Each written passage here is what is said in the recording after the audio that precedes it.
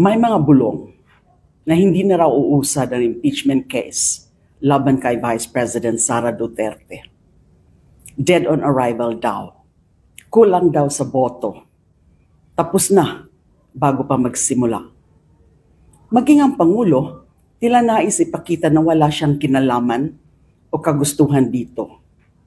Pero malinaw ang tanong, susundin ba natin ang proseso o tatalikuran ito dahil sa takot o kalkulasyon? The Constitution lays out a path for accountability. It begins with the filing of the complaint, moves to the House for deliberation and action, and proceeds to trial in the Senate. Each step exists for one reason: to uncover the truth. I have been invited to join the prosecution panel, and I said yes, not to serve any political camp, but to uphold the principles of truth, justice, and accountability. This is not about vendettas. This is about responsibility. This is about courage. Kung talagang walang sapat na batayan ang mga akusasyon, ang ebidensya mismo ang magpapakita niyan. Hindi ang chismis, hindi ang takutan, at lalong hindi ang numero sa survey.